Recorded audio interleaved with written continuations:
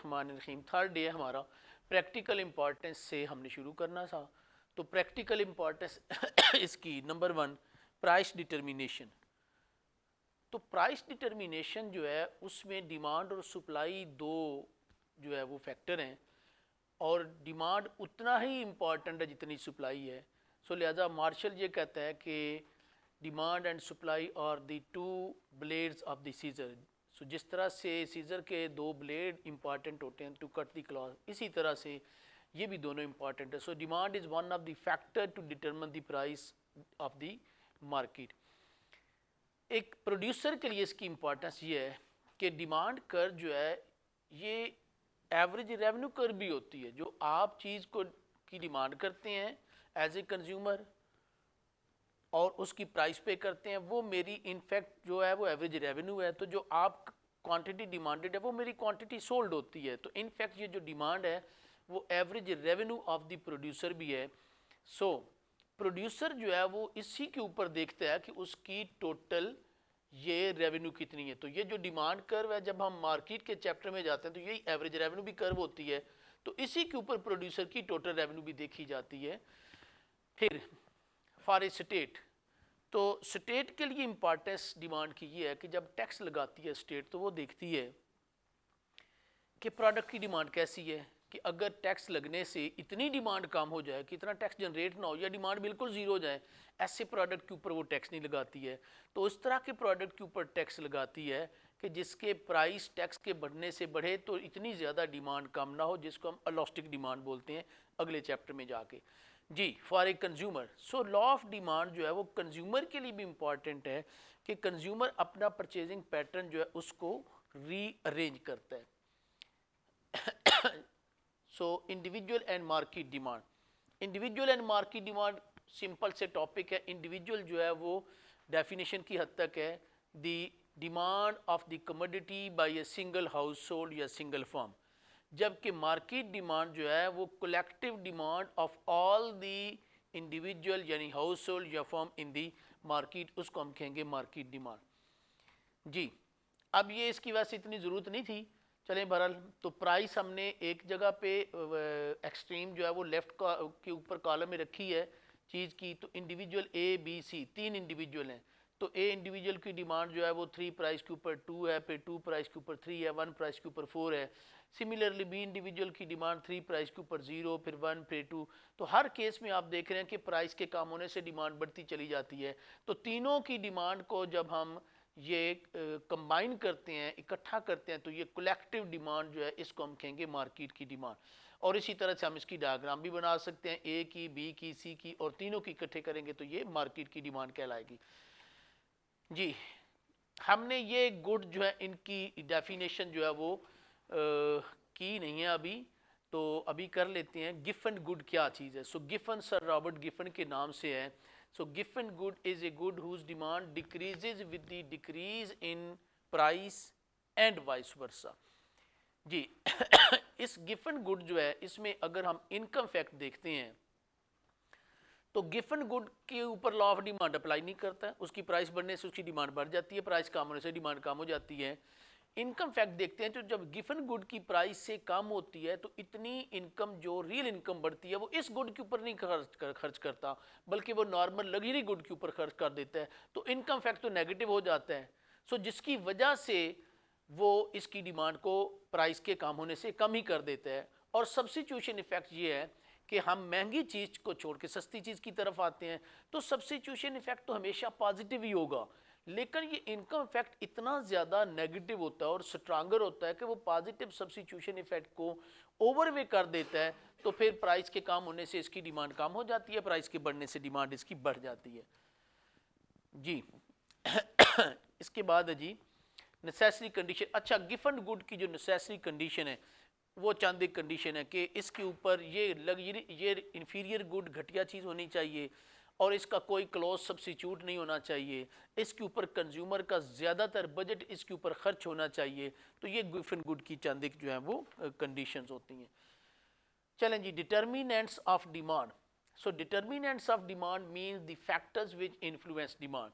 अब डिमांड के डिटर्मिनेंट दो तरह के हैं, एक तो प्राइस है जो कि की डिटर्मिनेंट है, जो हम पहले पढ़ चुके हैं कि जैसे ये देखते हैं कि जब प्राइस जो है वो कम हो जाती है तो इसकी डिमांड बढ़ जाती है और वाइस वर्सा।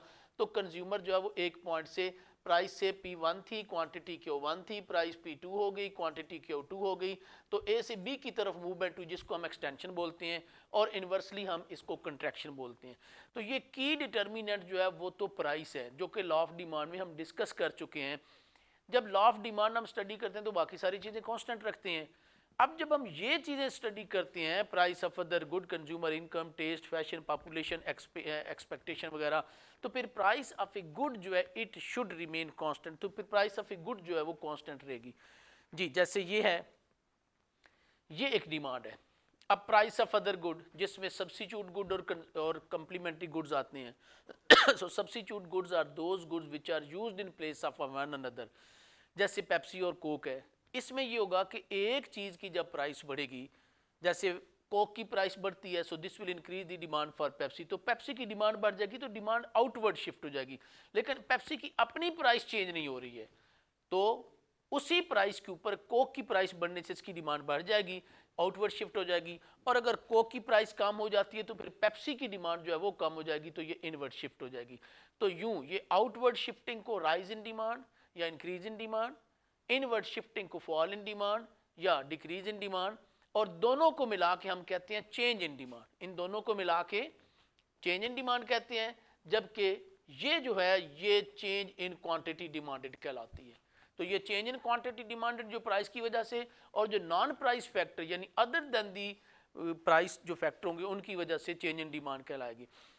फिर कंप्लीमेंट्री गुड की तरफ अगर हम आए तो complementary goods are those goods which are used together, so they are used simultaneously. जैसे हम कहते हैं कि कार और पेट्रोल है, अगर ये कार की डिमांड है तो प्राइस ऑफ पेट्रोल हम अज्यूम करते हैं कि जब कम हो जाएगी तो डिमांड फॉर कार बढ़ जाएगी, तो राइटवर्ड शिफ्ट हो जाएगी।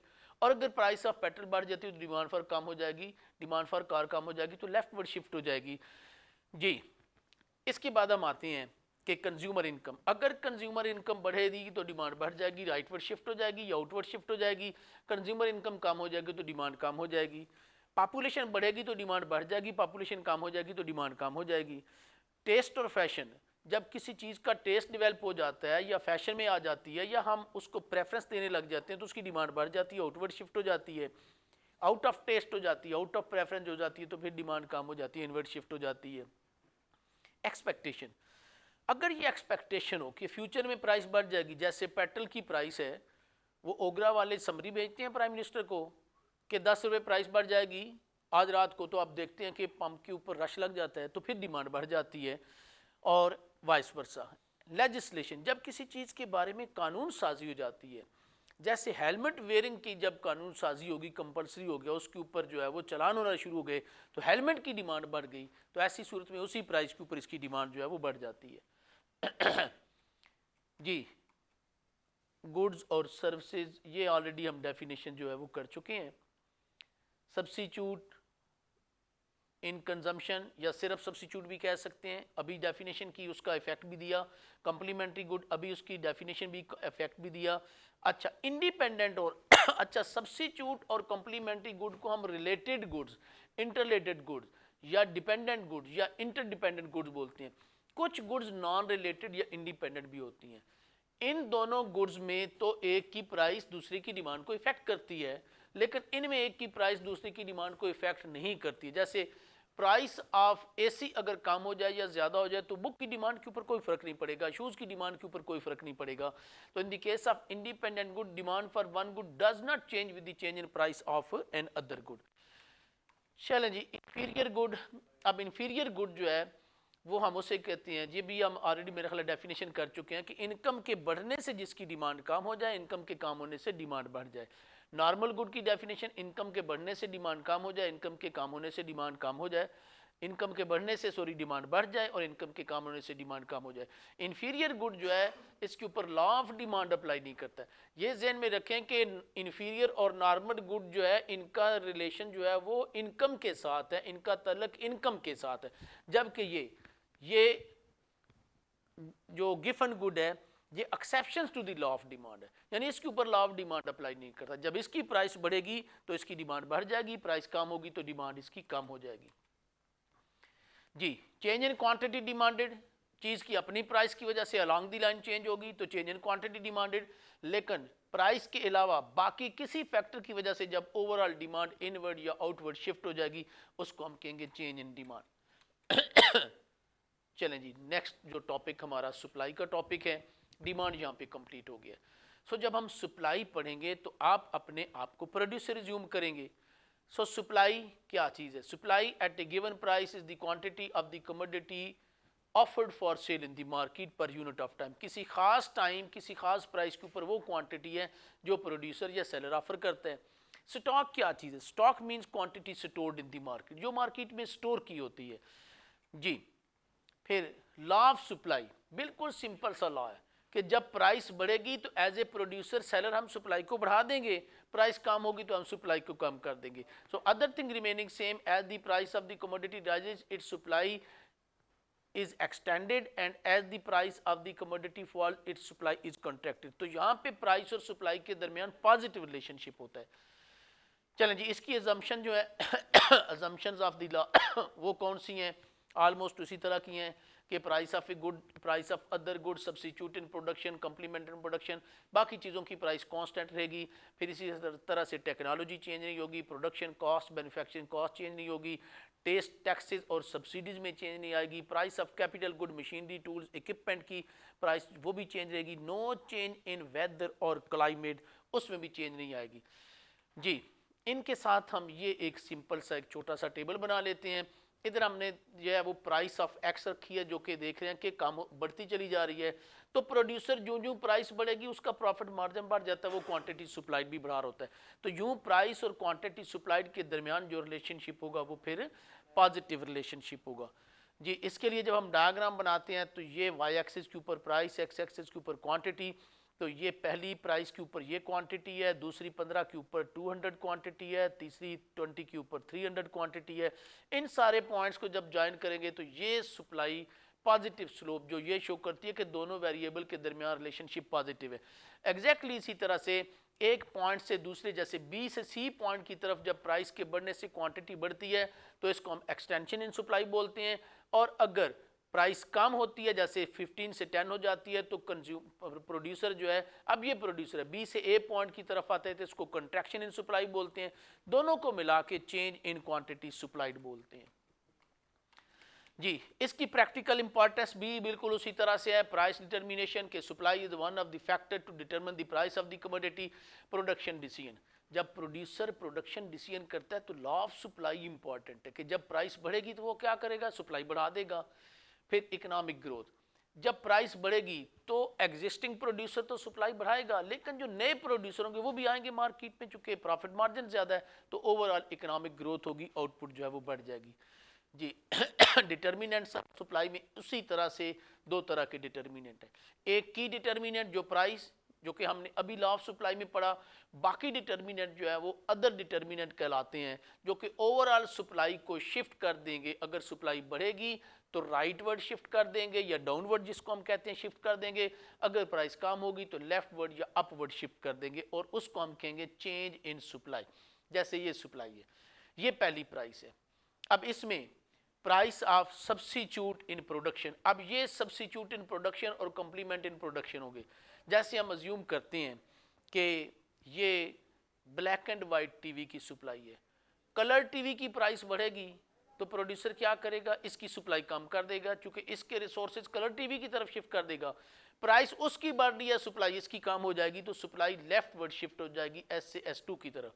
अगर कलर टीवी की प्राइस बढ़ जाएगी तो फिर इसकी सप्लाई जो है कम हो जाएगी तो इसकी सप्लाई बढ़ा देगा तो राइटवर्ड शिफ्ट हो जाएगी।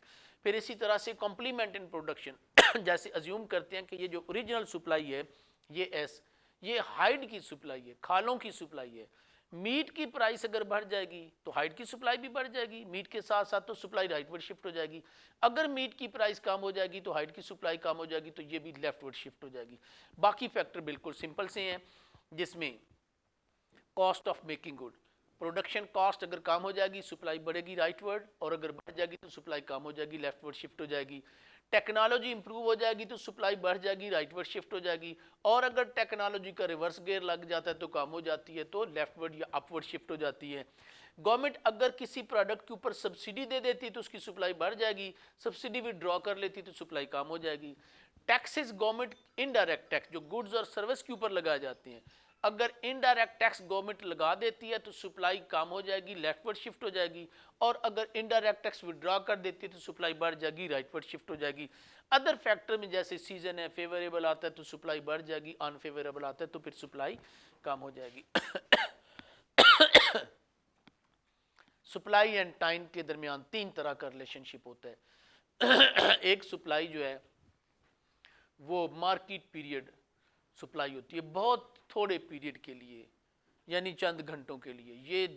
ये पेरिशेबल गुड की भी हो सकती है लेकिन ड्यूरेबल गुड की भी हो सकती है। जैसे अम्ब्रेला की सप्लाई है, अगर बारिश हो जाए तो अम्ब्रेला की सप्लाई तो नहीं ना बढ़ेगी, ना फैक्ट्री चलेगी, वो बारिश तो चंद घंटों के लिए होगी ना, तो सप्लाई वही रहती है यानी वर्टिकल होती है। इसको हम मार्केट पीरियड सप्लाई बोलते हैं। शॉर्ट रन में जो सप्लाई है वो ये उसका स्लोप होता है लेकिन बड़ा स्टीपर स्लोप होता है। Short run is a period of time in which at least one input is fix, एक इनपुट कम अज कम फिक्स होती है। सो जैसे प्लांट साइज तो फिक्स है, तो अगर आप सप्लाई बढ़ाना चाहते हैं तो लेबर को बढ़ा लेंगे, रॉ मटेरियल को बढ़ा लेंगे, तो थोड़ी सी सप्लाई बढ़ाएंगे क्योंकि प्लांट साइज तो फिक्स है ना, वो तो चेंज नहीं कर सकते हैं, तो सप्लाई जो है वो थोड़ी सी बढ़ेगी। इसमें corresponding increase in supply will be less than the increase in price.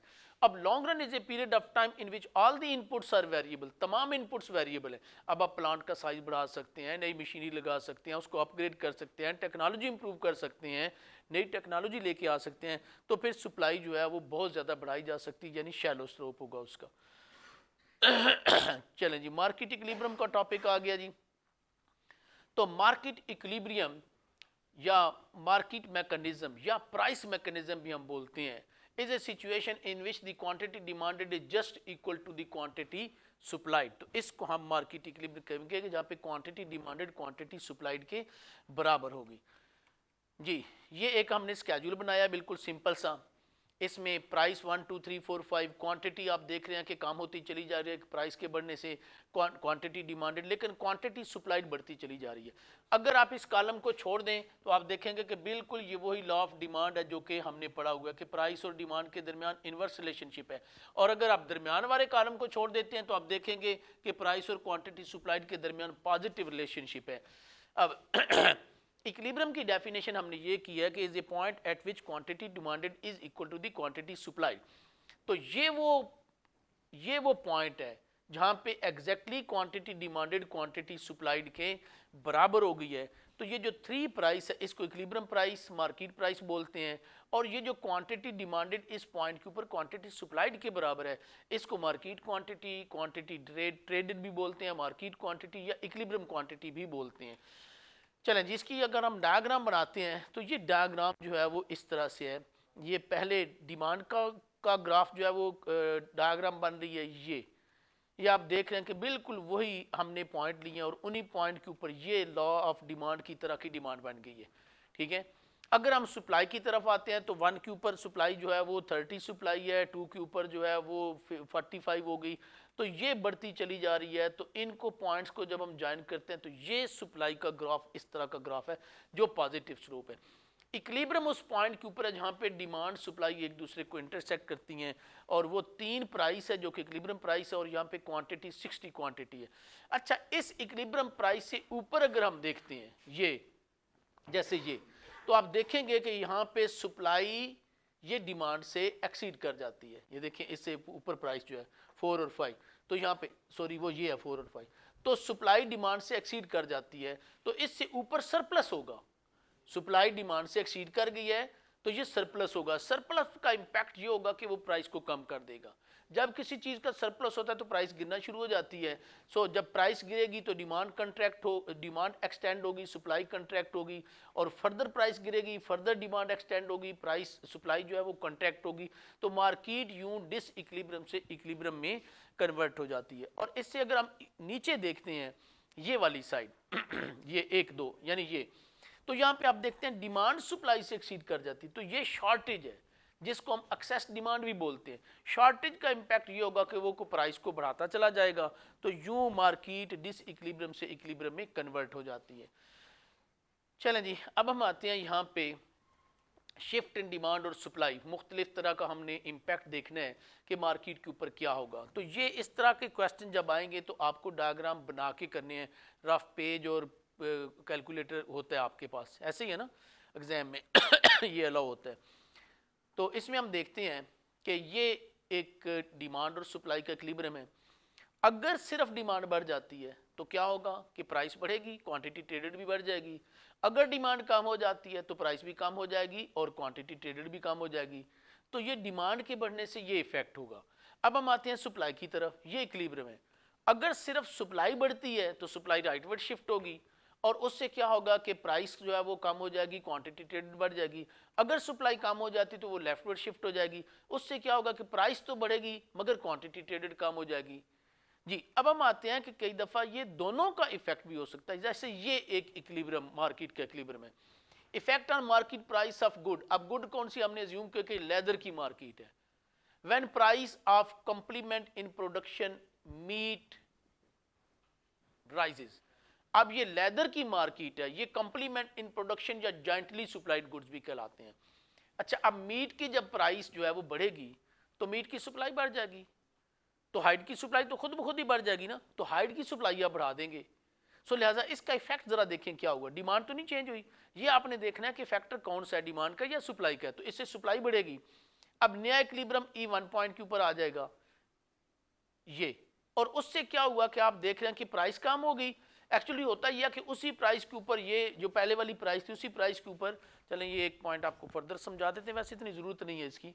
ये अब उसी प्राइस के ऊपर जब सप्लाई बढ़ी तो सप्लाई इतनी हो गई, डिमांड तो नहीं ना चेंज हुई, वो तो इतनी है, तो सरप्लस हो गया जिसकी वजह से प्राइस जो है वो गिर जाएगी। तो अब जब प्राइस गिरेगी तो ये इफेक्ट होगा, प्राइस जो है वो P1 हो गई, क्वांटिटी Q1 हो गई।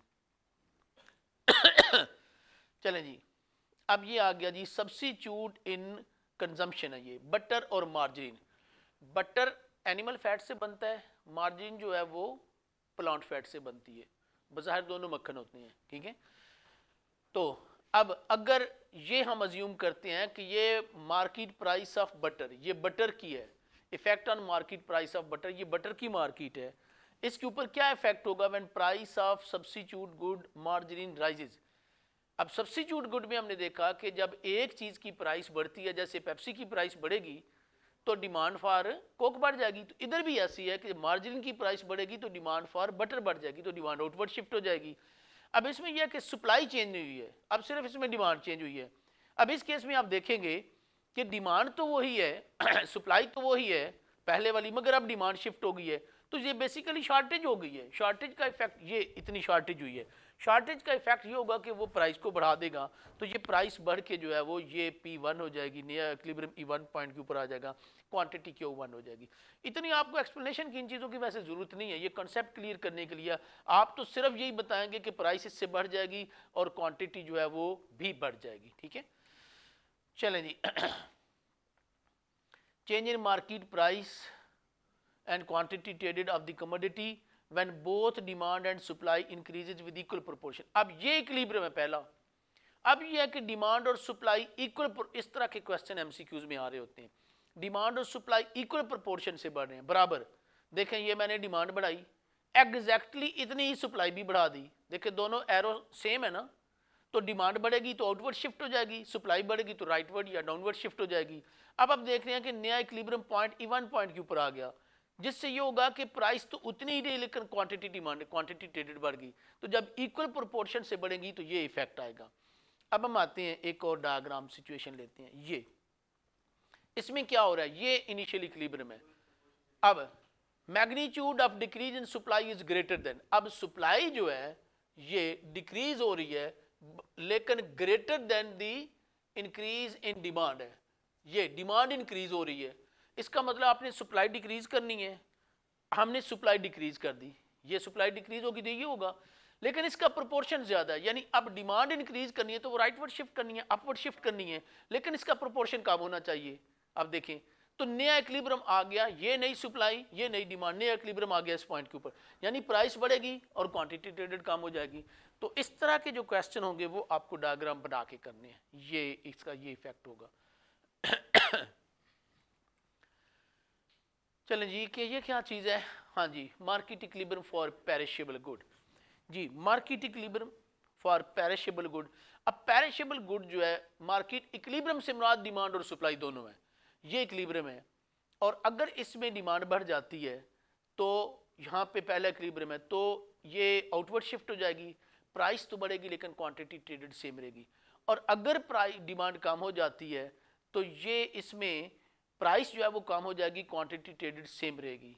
अब इसके बाद हम आते हैं market equilibrium for durable good. ठीक है, तो ड्यूरेबल गुड जो है उसमें इस तरह की सिचुएशन होगी कि आप अगर ये इनिशियल इक्विलिब्रियम है और अगर डिमांड बढ़ेगी तो ड्यूरेबल गुड में आप थोड़ी सी प्राइस जो है वो बढ़ा सकते हैं, चूंकि ये सप्लाई बढ़ा सकते हैं, चूंकि ये ड्यूरेबल गुड है तो प्राइस बढ़ेगी। लेकिन इसकी भी एक हद है ना, अनलिमिटेड तो नहीं बढ़ा सकते हैं। तो अल्टीमेटली ये है कि अगर इसके बाद अगर आपकी डिमांड बढ़ेगी तो सिर्फ प्राइस ही बढ़ेगी, क्वांटिटी में कोई चेंज नहीं आएगी। चलें जी, इसके बाद हम आते हैं जी मार्केट प्राइस, रिजर्व प्राइस। जी, तो रिजर्व प्राइस हम उस मिनिमम प्राइस को बोलते हैं which must be offered to the producer to sell his product. जैसे ये सप्लाई है तो इसमें रिजर्व प्राइस ये प्राइस है, इतनी उससे कम से कम मिलनी चाहिए, इससे कम देगा ना कोई तो वो तो ऑफर ही नहीं करेगा ना, प्रोडक्ट सेल ही नहीं करेगा, इसको हम रिजर्व प्राइस बोलते हैं। अब रिजर्व प्राइस के फैक्टर कौन कौन से हैं? ड्यूरेबिलिटी ऑफ द गुड, तो गुड अगर ड्यूरेबल होगी तो रिजर्व प्राइस ज़्यादा होगी, क्योंकि वो आज नहीं तो कल 6 महीने बाद बेच लेगा। लेकिन अगर पेरिशेबल है तो वो मजबूर है कम प्राइस के ऊपर भी सेल कर देगा, तो फिर क्योंकि कल तो जैसे स्ट्रॉबेरी है वो कल ख़राब हो जाएगी, तो फिर रिजर्व प्राइस कम होगी। लिक्विडिटी प्रेफरेंस, उसके पास लिक्विडिटी मीन कैश, अगर उसके पास कैश शॉर्ट है तो पॉकेट खाली है, उसकी प्रोडक्ट है तो वो तो फौरी तौर पे बेचेगा, बेशक कम प्राइस के ऊपर ही बिक गया। लेकिन अगर उसकी पॉकेट में पैसे हैं तो फिर क्या होगा, फिर वो वेट करेगा until price rises to a reasonable level which covers average cost of the production. Storage cost, अगर स्टोरेज कॉस्ट कम है तो फिर भी रिजर्व प्राइस ज़्यादा होगी। मसलन आज प्राइस कम है तो वो स्टोर करवा देगा, जैसे एप्पल है आजकल मौसम है तो कम प्राइस है तो वो स्टोर करवा के चले जाएंगे, 2 महीने बाद आएंगे जब सीजन नहीं होगा हायर प्राइस के ऊपर बेच लेंगे। ट्रांसपोर्टेशन कॉस्ट अगर कम होगी, ट्रांसपोर्टेशन की फैसिलिटीज़ होंगी और कम कॉस्ट होगी तो वो इस्लामाबाद भेज देगा, चूँकि फैसिलिटी मौजूद है तो 4 घंटे में इस्लामाबाद हायर प्राइस चार्ज कर लेगा। कंज्यूमर इनकम के ऊपर भी डिपेंड करता है, अगर कंज्यूमर की इनकम ज़्यादा है तो वो ज़्यादा प्राइस देता है, लेकिन कम इनकम है तो वो बार्गेनिंग करता है तो कम प्राइस देता है, तो रिजर्व प्राइस कम हो जाती है। कॉस्ट ऑफ प्रोडक्शन, एक प्रोडक्ट इसकी कॉस्ट 20 रुपये आई है, 20 का तो नहीं ना बेचेगा, इससे ज़्यादा बेचेगा, लेकिन अगर 21 का बेच लेगा, 22 का बेचेगा। लेकिन अगर कॉस्ट 25 आई है तो फिर 21-22 का नहीं बेचेगा, फिर 26, 27, 30 का बेचेगा। तो इसके ऊपर भी डिपेंड करता है। चलें जी, कॉबवेब थ्योरम जो कि इलास्टिसिटी के चैप्टर में भी पढ़ा जा सकता है, लेकिन बहरहाल आई के अपने इस वक्त इस चैप्टर में दिया हुआ है, वैसे इसको पढ़ना अगले चैप्टर में चाहिए जी। तो supply of agriculture product is relatively inelastic. अब ये चूंकि इस वजह से कि अभी हमने ये टॉपिक ही नहीं पढ़ा इलास्टिसिटी का, इस वजह से इसको अगले चैप्टर में होना चाहिए, लेकिन आई के अपने बहरहाल इस चैप्टर में दे दिया हुआ है तो मैंने भी दे दिया है। आपने चूंकि ऑलरेडी कुछ ये एक दफ़ा तो पढ़ा हुआ है तो रिवीजन क्लास में इतना इशू नहीं है। तो एग्रीकल्चर प्रोडक्ट में सप्लाई इनइलास्टिक होती है। क्यों इनइलास्टिक होती है? चूंकि ये नेचर के ऊपर डिपेंडेंट है, लैंड की फिक्स्ड सप्लाई है उसके ऊपर डिपेंडेंट है, ये पेस्ट के ऊपर डिपेंडेंट है, ये बारिशों के ऊपर डिपेंडेंट है, इसकी सप्लाई फिक्स होती है और ये इसकी डिमांड है और सप्लाई हम फिक्स कह रहा हूँ, इनइलास्टिक होती है, ये इसकी इनइलास्टिक सप्लाई है। पहला इक्विलिब्रियम इस पॉइंट के ऊपर है। कॉबवेब थ्योरम ये है कि एक जो एग्रीकल्चर प्रोडक्ट है उसकी एक साल की जो प्राइस है उसके ऊपर अगले साल की सप्लाई डिपेंड करती है। अगर इस साल प्राइस जो है वो से राइस की कम है तो अगले साल सप्लाई कम हो जाएगी। प्रोड्यूसर कहेगा कि यार मुझे तो मिला ही कुछ नहीं, मुझे तो लॉस हुआ, तो अगले साल सप्लाई कम कर देगा। अगर इस साल प्राइस ज़्यादा है तो अगले साल ज़्यादा ग्रो करेगा तो सप्लाई बढ़ जाएगी। तो इसमें एक साल की जो सप्लाई है ये प्रीसीडिंग ईयर की प्राइस के ऊपर डिपेंडेंट होती है जी। अब हम आते हैं जी, ये देखते हैं ये Q1, ये इस प्रोडक्ट में शॉर्टेज हो गई है इस साल Q1 पहले ईयर में, ठीक है। अब जब शॉर्टेज होगी, जैसे हम देखते हैं कि चीज़ों की शॉर्टेज हो जाती है, जैसे राइस की शॉर्टेज होगी, एक्सपोर्ट हो गया, होर्डिंग होगी, शॉर्टेज होगी, तो प्राइस तो उसी वक्त बढ़ जाएगी और ये D1 प्राइस होगी ये। लेकिन अब प्रोड्यूसर इस साल तो नहीं ना बढ़ा सकता, वो तो उसका तो सीजन है। अगले साल वो क्या करेगा, इसकी सप्लाई बढ़ा के तो इतनी कर दी उसने, ठीक है। अब सप्लाई जो है ये बढ़ेगी, तो अब क्या होगा, जब सप्लाई ये बढ़ेगी तो उसकी प्राइस कम हो जाएगी, तो ये प्राइस अब ये हो जाएगी। सो लिहाजा अब हम देखते हैं कि इसमें बस एक ही स्विंग मेरा ख्याल दिया हुआ है, इसमें ये प्राइस हो गई है। तो ये आप देख रहे हैं कि ये ग्रेजुअली ये स्विंग आहिस्ता आहिस्ता अगर मैं फर्दर लेके आऊँगा तो अंदर आता चला जाएगा। इसको हम इनवर्ड स्विंग या कन्वर्जेंट स्विंग बोलते हैं। लेकिन जो इंडस्ट्रियल प्रोडक्ट है उसमें जो स्विंग होगा वो कन्वर्जेंट नहीं, वो डाइवर्जेंट होगा, क्योंकि उसमें सप्लाई इलास्टिक होती है, जैसे ये है। उधर तो इसको तो स्टोर किया जा सकता है, ये तो नेचर के ऊपर डिपेंडेंट नहीं है, ना पेस्ट के ऊपर डिपेंडेंट है, ना लैंड के ऊपर डिपेंडेंट है, ये इक्विलिब्रियम है। अगर इसमें शॉर्टेज हो जाती है जैसे ये, तो फिर प्राइस बढ़ेगी, तो प्रोड्यूसर अगले जो है वो सीजन में इसकी सप्लाई बढ़ा देगा। और अब उसने सप्लाई जब बढ़ा दी तो आप देखें प्राइस जो है वो ये कम इतनी हो गई है कि ये रिजर्व प्राइस से भी कम है, ये नहीं सेल करेगा, तो ये इसको स्टोर कर लेगा, वो फिर जब कभी प्राइस बढ़ेगी तो फिर बढ़ाएगा, सप्लाई करेगा। तो आप देख रहे हैं कि ये स्विंग आहिस्ता आहिस्ता सेंटर से बाहर आता चला जा रहा है, इसको हम डाइवर्जेंट स्विंग बोलते हैं। चलें जी, minimum price mechanism, price instability in agri and government rule. अच्छा जी, प्राइसेस आर मोर अच्छा, ये हमने पहले भी पढ़ा है कि एग्रीकल्चर में प्राइसेस ज़्यादा इनस्टेबल है और इंडस्ट्री में स्टेबल है, चूँकि इंडस्ट्री में वो नेचर के ऊपर डिपेंडेंट नहीं है, बारिशों के ऊपर नहीं है, और एग्रीकल्चर के प्रोडक्ट जो है वो ड्यूरेबल नहीं है। इंडस्ट्री के प्रोडक्ट ड्यूरेबल है, उनको स्टोर किया जा सकता है, और एग्रीकल्चर को लॉन्ग पीरियड ऑफ टाइम के लिए स्टोर नहीं किया जा सकता। इस वजह से एग्रीकल्चर जो है उसमें इनस्टेबल प्राइस होती है। So most of agriculture product perishable, durable नहीं है, एक ये रीज़न। फिर बहुत ज़्यादा क्वांटिटी यकदम प्रोड्यूस हो जाती है, अनकंट्रोल सप्लाई है, जैसे वीट है, को 15-20 दिन महीने में पूरे साल की 30 बिलियन टन प्रोड्यूस हो जाती है। और being food item their demand is relatively inelastic, तो उनकी डिमांड इनलास्टिक होती है। तो ये रीज़न है कि इसमें ये प्राइस जो है वो एग्रीकल्चर में इनस्टेबल है, जबकि इंडस्ट्री में प्राइस जो है वो स्टेबल होती है जी। तो प्राइस फ्लोर, मिनिमम प्राइस या बफर स्टॉक। मिनिमम प्राइस जो है वो क्या चीज़ है, ये हम आते हैं जी, ये मार्केट का इक्विलिब्रियम है ये। अब प्राइस फ्लोर या मिनिमम प्राइस, ये इक्विलिब्रियम की प्राइस है।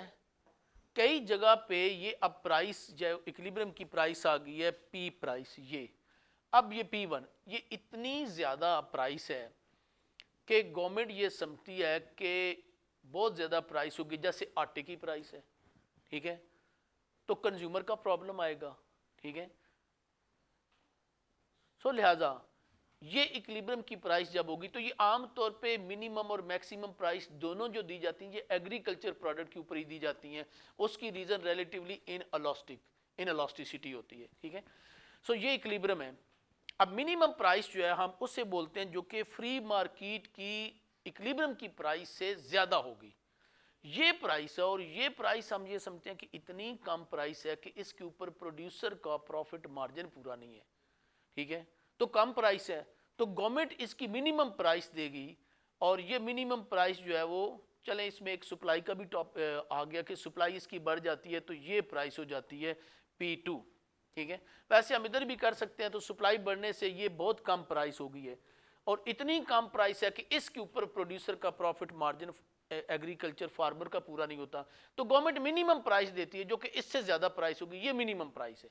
तो minimum price is always set by the government above the market equilibrium price. अब इसका क्या होगा, इस मिनिमम प्राइस के ऊपर आप देख रहे हैं कि ये डिमांड है, ये और ये सप्लाई है, तो ये सरप्लस क्रिएट हो गया होगा। इस मिनिमम प्राइस का इफेक्ट ये होगा कि ये सरप्लस क्रिएट कर देगा, तो Q3 Q4 के बराबर सरप्लस क्रिएट कर देती है, और सरप्लस तो खुद ब खुद प्राइस को कम कर देता है। अगर गवर्नमेंट कोई स्टेप्स नहीं लेगी तो ये खुद ब खुद प्राइस को कम कर देगा। अब इस सूरत में फिर गवर्नमेंट स्टेप्स लेती है, जब ये मिनिमम प्राइस देती है ना तो गवर्नमेंट खुद कोई ना कोई स्टेप लेती है।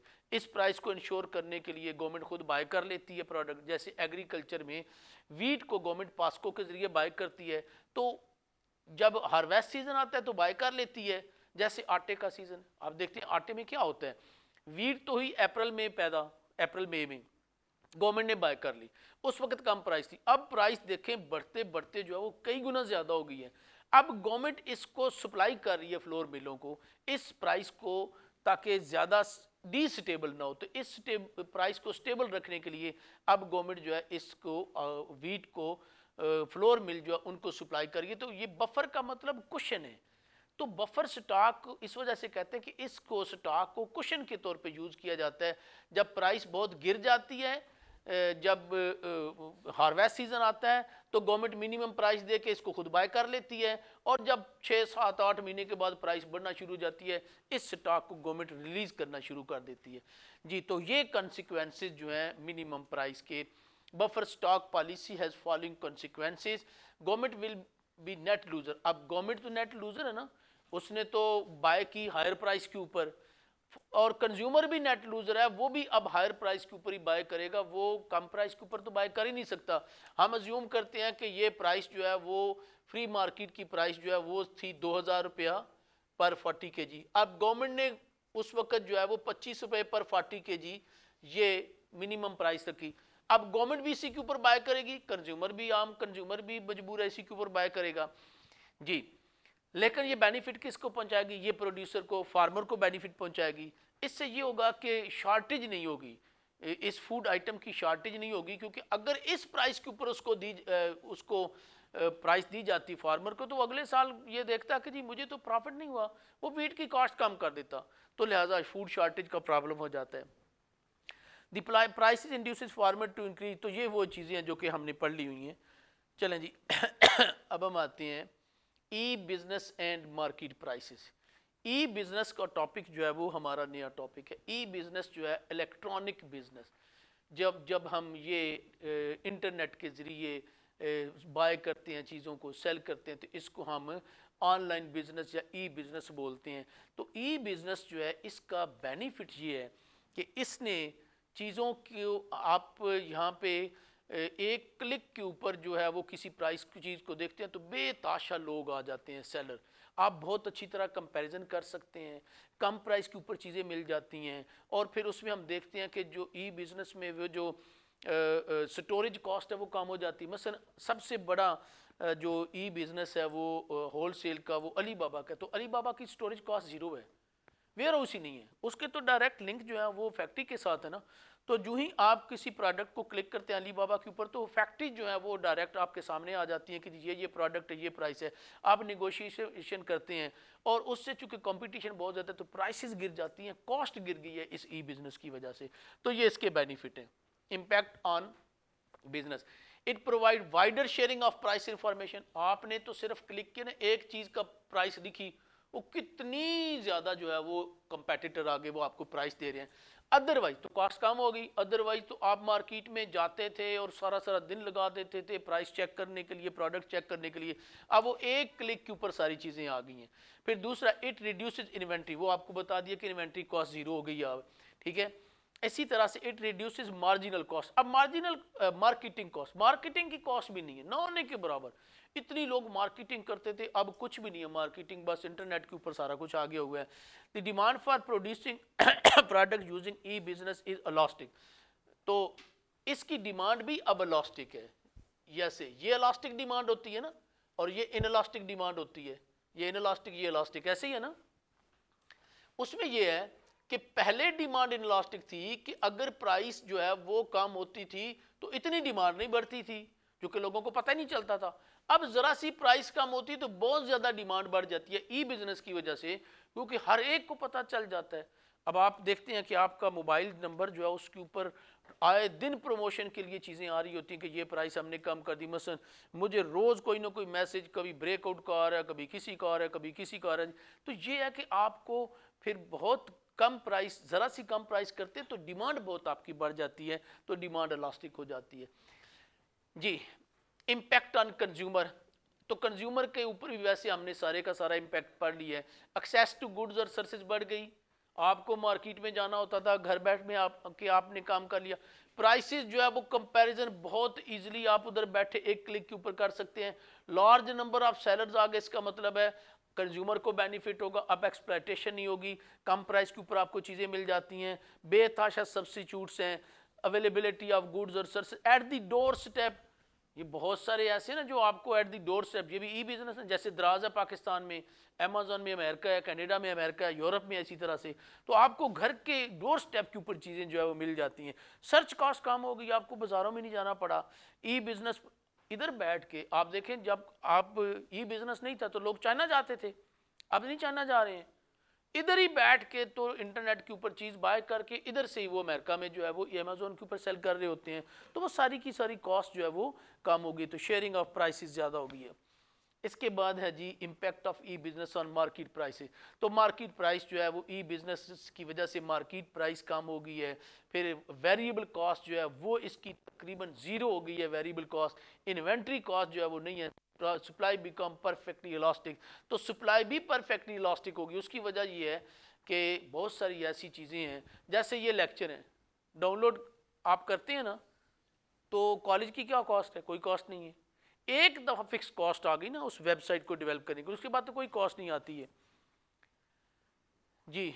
तो determinants, increase in information does not allow any producer to charge higher. अब ये मुमकिन नहीं है, पहले तो अपनी मर्जी कर लेते थे ना, अब तो प्राइस का हर बंदे को पता है, इतनी ज़्यादा इंफॉर्मेशन है। फिर इसी तरह से एज देयर इज़ नो और less cost of holding inventory and administrative cost, तो administrative cost zero, holding inventory, inventory cost भी ज़ीरो, तो ये कॉस्ट तो है ही नहीं, सो लोअर प्राइस इंश्योर हो गई। फिर इसी तरह से लेस ब्रांड लॉयल्टी, वो ब्रांड लॉयल्टी अब नहीं है, अब आप एक क्लिक करते हैं तो हज़ारों प्रोडक्ट आ जाते हैं, तो ब्रांड की एक्सप्लॉयटेशन अब वो रही नहीं है जो पहले होती थी। Since e business prices are more attractive than traditional business, the consumer shift frequently from, अच्छा पहले हम एक ही प्रोडक्ट के साथ हमारी अटैचमेंट होती थी, अब नहीं है, चूँकि प्राइसेस जो है वो बहुत ज़्यादा चेंज हो रही है, तो अब ये सिचुएशन जो है वो उस तरह की नहीं है। चलिए ये हमारा चैप्टर हो गया जी कंप्लीट, और इसके बाद हम आ जाते हैं जी नेक्स्ट चैप्टर की तरफ। ये क्लास है क्या है, ये पता नहीं चल रहा ये क्लास है कि क्या है। अच्छा नहीं, इसको क्लास ये है, तो नेक्स्ट चैप्टर आ गया जी चैप्टर नंबर 3, इलास्टिसिटी का चैप्टर। टाइम क्या हुआ है जी, 15 मिनट अभी पड़े हमारे पास। चले जी आज थर्ड डे है जी हमारा, चलें थर्ड डे, और ये है जी इलास्टिसिटी। इलास्टिसिटी स्ट्रेचेबिलिटी, ये देखिए इसने स्ट्रेचेबिलिटी शो की हुई है, तो इलास्टिसिटी मीन स्ट्रेचेबिलिटी। तो इलास्टिसिटी ऑफ डिमांड और सप्लाई का हमारा टॉपिक है जी, ये चैप्टर है प्राइस इलास्टिसिटी ऑफ डिमांड। तो प्राइस इलास्टिसिटी ऑफ डिमांड, हमने देखा कि प्राइस के कम होने से डिमांड बढ़ जाती है, प्राइस के बढ़ने से डिमांड कम हो जाती है। क्या हर चीज़ की डिमांड प्राइस के चेंज होने से बराबर रिस्पॉन्ड करती है?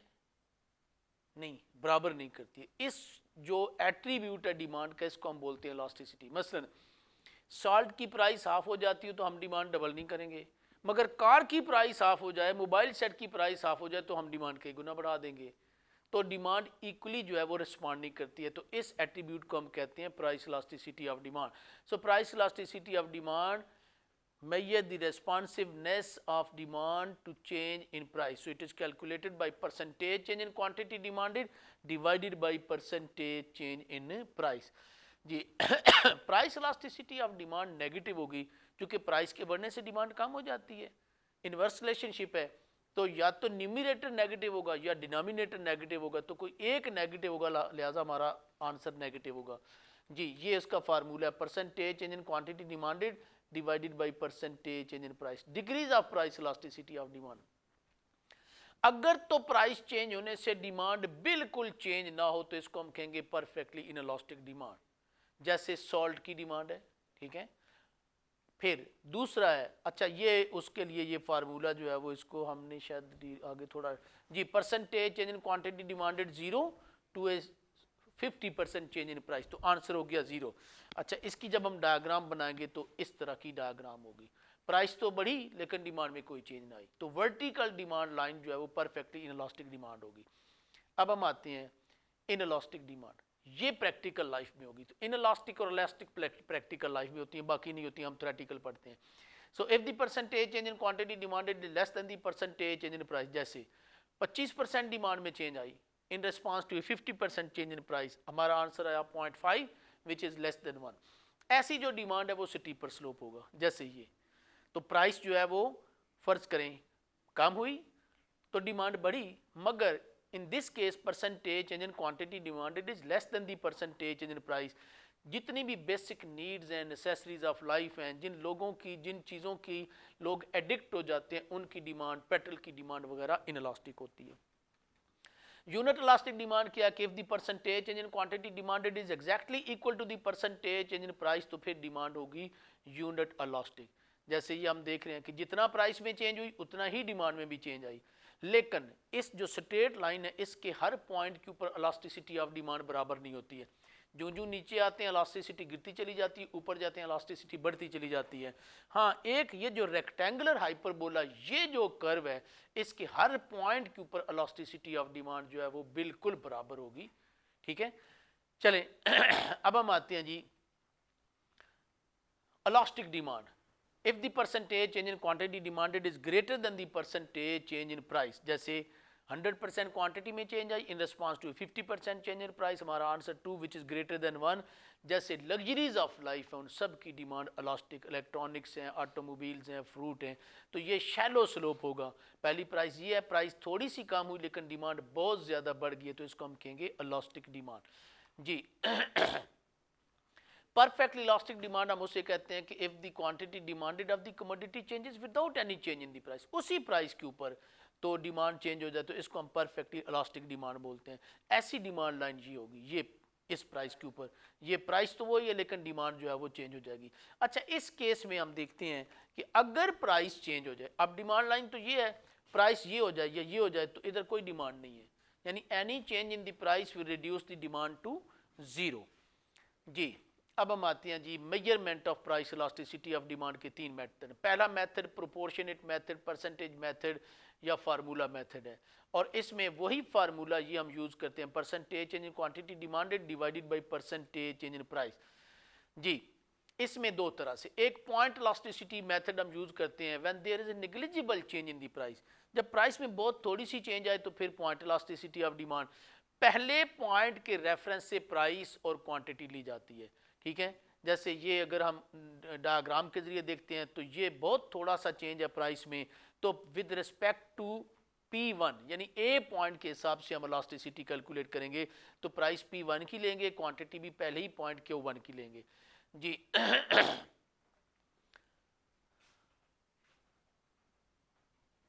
जी अब परसेंटेज चेंज इन क्वांटिटी कैसे कैलकुलेट करेंगे, change percentage Q2 minus Q1 divided by Q1 into 100, ये पॉइंट मेथड में। Percentage in price P2 minus P1 divided by P1 into 100, तो ये मैथमेटिक्स में भी आप ऐसे ही करते हैं, तो ये अल्टीमेटली बेसिकली ये फार्मूला आता है। ठीक है, इससे हम करेंगे। अब हम आते हैं एक क्वेश्चन, ये क्वेश्चन जो है उसका सोल्यूशन है कि अगर ये at ₹10 per unit quantity demanded of the commodity X is 100 unit, तो 10 के ऊपर 100 यूनिट क्वांटिटी है, और अगर प्राइस जो है वो कम होकर 9.9 हो जाती है तो क्वांटिटी जो है वो 103 हो जाती है, तो बहुत कम प्राइस में चेंज है। यहाँ पे आप point elasticity of demand calculate करेंगे, और यहाँ पे पॉइंट मेथड जब लगाएंगे तो फिर ये फार्मूला होगा, तो पहले पॉइंट के हिसाब से। ठीक है, तो उसमें पहली प्राइस P1 थी, क्वांटिटी Q1 100 थी, और चेंज जो है वो क्वांटिटी में 100 से 103 हो गई थी 3, और प्राइस में जो है 9.9, तो P2 माइनस P1, तो ये हुआ माइनस 0.5, और इसकी जब हम कैलकुलेशन करते हैं तो ये आपका आंसर आएगा।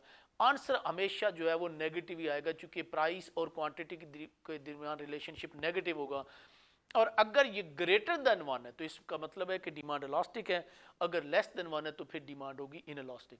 अब पॉइंट आर्क मेथड में हम क्या करते हैं, हम एवरेज को एवरेज के हिसाब से कैलकुलेट करते हैं, वो उस वक्त मेजर करते हैं when there is a significant change in the price, दो पॉइंट्स के दरमियान काफ़ी ज़्यादा चेंज है, जैसे ये देखें अब काफ़ी सारी चेंज है, तो ए से बी पॉइंट के दरमियान जो डिस्टेंस है इसको हम आर्क बोलते हैं। यहाँ पे हम एवरेज कैलकुलेट करेंगे, average P1 plus P2 divided by 2, ये प्राइस होगी Q1 plus Q2 divided by 2, और ये एवरेज होगी क्वांटिटी की। तो इस तरह से हम कैलकुलेट करते हैं ये ठीक है।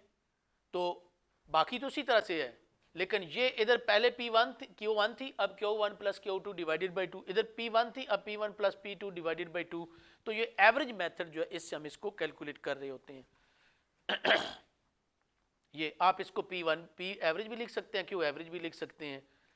अब इसके लिए भी क्वेश्चन है, एक क्वांटिटी जो है, एक प्राइस जो एक चीज़ जो है उसकी क्वांटिटी जो है वो 100 है, यूनिट एट 10 प्राइस के ऊपर, if the price falls to 8, अब रीजनेबल चेंज आई है तो क्वांटिटी 112 हो गई है। तो यहाँ पे आर्क मेथड जो है इसमें अगर आप देखेंगे तो ये फार्मूला हमने लगा लिया, ये अब एवरेज प्राइस जो है वो एवरेज क्वांटिटी वो लेनी है, तो एवरेज प्राइस जो है वो पहली 10 थी, फिर 8, तो 18 डिवाइडेड बाई 2 9 हो गई, क्वांटिटी जो है वो 100 से 12 तो 106 हो गई, बाकी चेंज उसी तरह से जैसे उधर हम कैलकुलेट करते हैं। तो ये आंसर आ गया हमारा लेस देन 1। तो इस वक्त जो डिमांड होगी वो इनइलास्टिक होगी जब लेस देन 1 आएगा अच्छा, इस क्वेश्चन को अब हम छोड़ देते हैं, वो उसी तरह का क्वेश्चन होगा, इसको हम जरा स्किप कर देते हैं। अच्छा, ज्योमेट्रिक मेथड, तो दूसरा मेथड जो है वो ज्योमेट्रिक मेथड हमें ज्योमेट्रिकली किसी लाइन के ऊपर जब इलास्टिसिटी कैलकुलेट करनी होती है तो फिर हम क्या करते हैं, lower part of the line divided by upper part of the line. जैसे बी पॉइंट के ऊपर तो लोअर पार्ट BD1 हुआ, अपर पार्ट BD हुआ, तो BD1 डिवाइडेड बाई BD। अब ये एग्जैक्टली मिड के ऊपर रखा हुआ था, तो इसका मतलब अगर टोटल इसकी लेंथ अज्यूम करते हैं कि 2 फुट है तो 1 डिवाइडेड बाई 1 हो गया, तो ये हमेशा जो है वो मिड के ऊपर इलास्टिसिटी जो है वो हमेशा इक्वल टू 1 होगी। अच्छा, मिड से नीचे इलास्टिसिटी जो है वो लेस देन 1 होगी, मिड से ऊपर इलास्टिसिटी ग्रेटर देन 1 होगी, क्योंकि जब हम मिड से ऊपर जाते हैं तो लोअर पार्ट जो है वो बढ़ जाता है, तो न्यूमरेटर ज्यादा होगा देन द डिनोमिनेटर। इधर आते हैं तो लोअर पार्ट कम हो जाता है जो कि न्यूमरेटर में आता है, तो लिहाजा ये इनइलास्टिक होगी। और एक्सट्रीम डी पॉइंट के ऊपर ये इलास्टिसिटी इन्फिनिटी होगी, और एक्सट्रीम D1 के ऊपर इलास्टिसिटी जो है वो 0 के बराबर होगी। जी, price elasticity of demand on demand curve. जी अच्छा, अगर कर्व दी जाती है, वो तो स्ट्रेट लाइन थी, अब कर्व दी जाती है तो इसका तरीकेकार ये है कि जैसे ये पॉइंट है हमारा, इसके ऊपर हमें अगर इलास्टिसिटी कैलकुलेट करनी है तो यहाँ पे एक हम स्ट्रेट लाइन ड्रा करते हैं जो इस पॉइंट के ऊपर टेंजेंट हो। अब बाकी वही formula, lower part of the line ये divided by upper part of the line, तो ये भी हमने एग्जैक्टली मिड के ऊपर ही रखा होगा मेरे ख्याल में, तो यहाँ पे आंसर जो है वो हमारा 1 के बराबर आएगा जी। इसके बाद तीसरा मेथड है जो कि टोटल आउटले मेथड कहलाता है। तो टोटल आउटले मेथड में हम देखते हैं कि प्राइस के कम होने से, आउटले मीन एक्सपेंडिचर, कंज्यूमर के एक्सपेंडिचर के ऊपर क्या इफेक्ट होता है। सो इस केस में आप देखें कि प्राइस के कम होने से डिमांड बढ़ रही है, लॉ ऑफ डिमांड तो अप्लाई कर रहा है, लेकिन कंज्यूमर एक्सपेंडिचर बढ़ जाते हैं। So if the total expenditure और outlay of the consumer increases with the fall in price then demand will be elastic.